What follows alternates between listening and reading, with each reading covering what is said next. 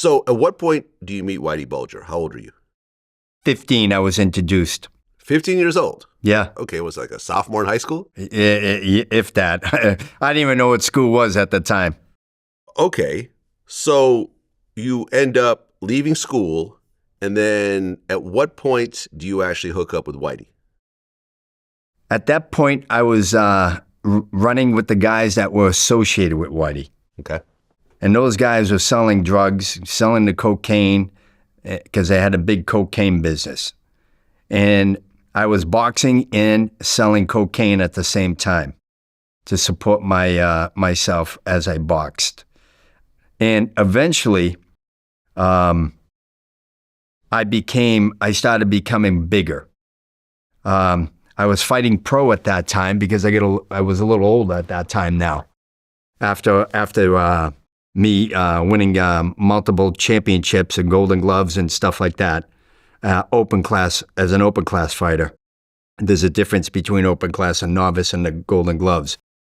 I never went into the novice because I had so much experience from the juniors. So that said, I ended up becoming a pro, and I went to California. And the reason why I wanted to go to California is because I wanted to start my pro career there, and because most fighters that came from New England, when they left New England and went outside of New England, they didn't do that well.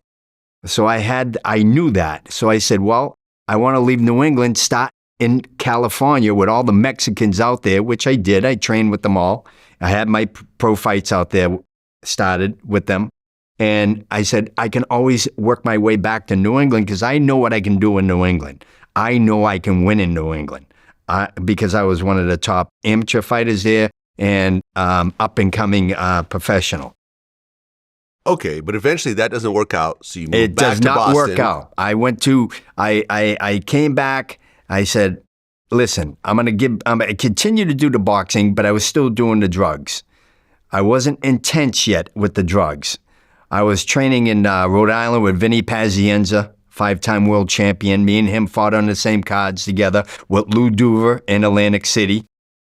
And Lou Duver one day yelled at me because I didn't show up for training because Vinny got cut by another champion we were doing round robins with, Rocky Lockridge.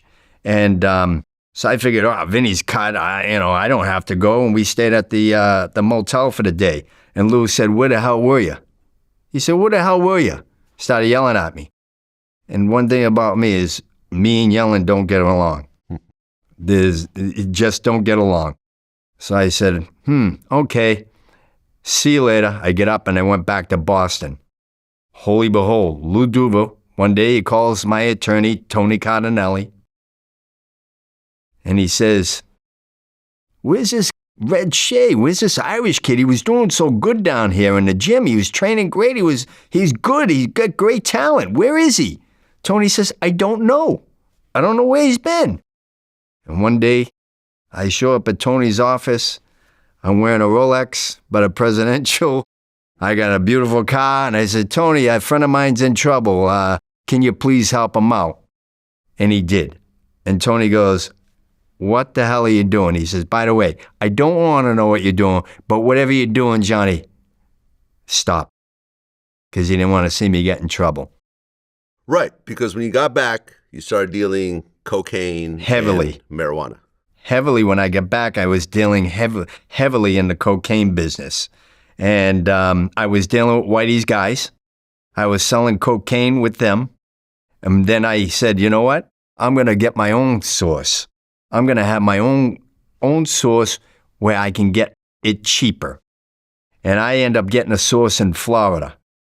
And I went all the way down to the Keys in Florida for my first kilo. I went down there.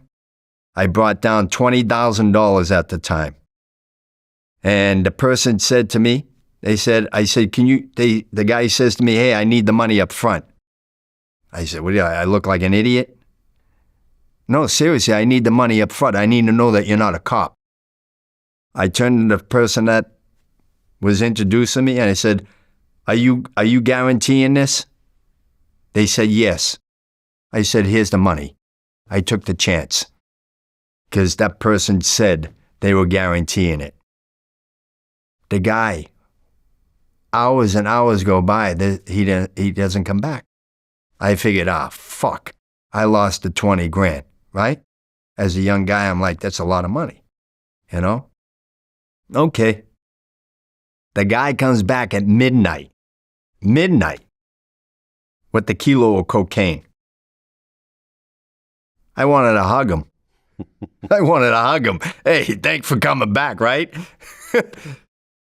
Right. And let me tell you, the stuff was the real deal. So I was happy that he came back.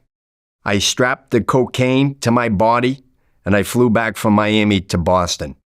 And that's where it all began. And it just enveloped to a larger amount of cocaine monthly.